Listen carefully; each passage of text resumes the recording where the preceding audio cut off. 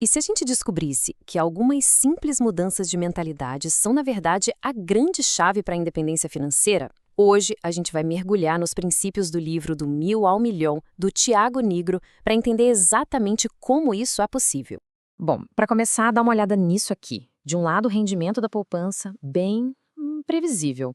Do outro, o que outros investimentos podem fazer nos seus melhores dias. A diferença é gigantesca, né?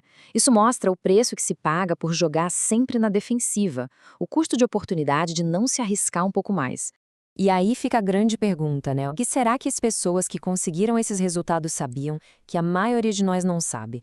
É exatamente esse o segredo que a gente vai desvendar agora. A realidade é essa aqui, ó. A grande maioria das pessoas, seja por medo, por achar que não é para elas ou por pura falta de conhecimento, fica de fora. Em 2018, por exemplo, era menos de 0,5% da população brasileira na bolsa. Imagina quantas oportunidades ficaram na mesa.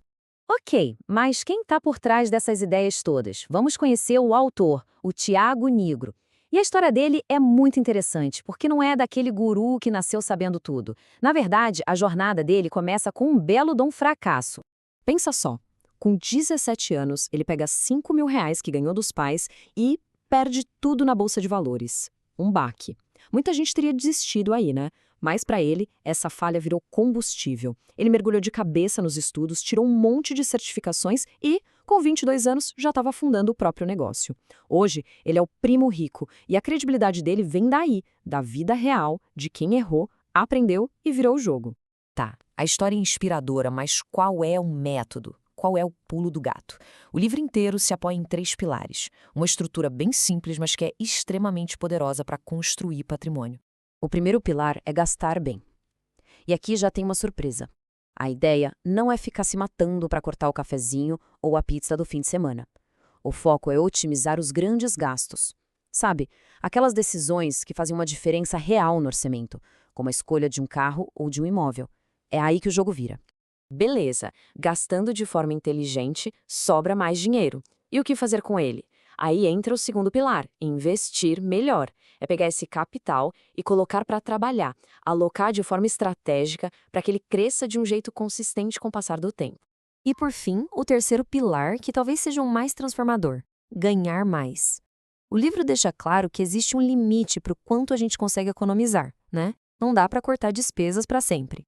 Mas para ganhar mais, bom, aí o potencial é praticamente infinito, e é isso que acelera de verdade a jornada.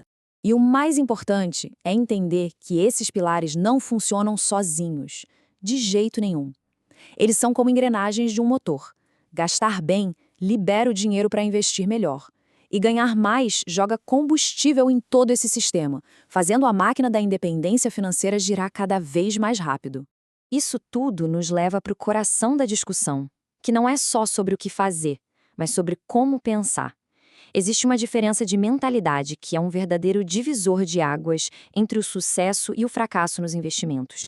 O livro usa uma distinção clássica do Benjamin Graham para separar 2 perfis. De um lado tem um investidor. Essa pessoa se vê como sócia de um negócio, analisa os números, pensa no longo prazo. Do outro lado, o especulador. Ele aposta na sobe e desce dos preços, geralmente vai no embalo da multidão, age pela emoção.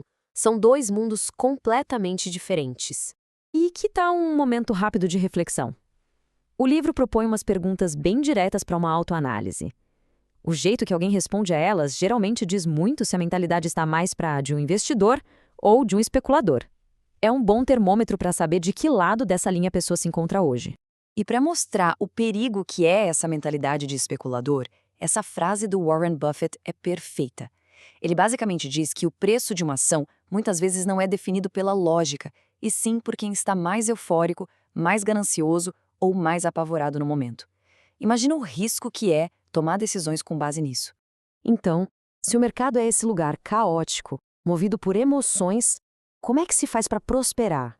A resposta está num conceito muito poderoso. Um que ensina a gente a transformar a instabilidade, que parece uma ameaça, em uma grande oportunidade. Esse conceito é o de antifrágil, criado pelo pensador Nassim Taleb. Ser antifrágil não é só ser forte ou resistente, é um passo além. É se fortalecer com o caos, crescer com os problemas, se beneficiar da incerteza. Para ficar bem claro, vamos comparar. Uma coisa frágil, tipo um copo, quando sofre um estresse, quebra. Uma coisa resiliente, tipo uma bola de borracha, aguenta a pancada e volta ao normal. Agora, o antifrágil, como o nosso sistema imunológico depois de uma vacina, ele não só aguenta, ele melhora, fica mais forte depois do estresse. Essa é a mentalidade para ter sucesso a longo prazo. É claro que chegar nesse nível de mentalidade não é mágica, né? Exige dedicação.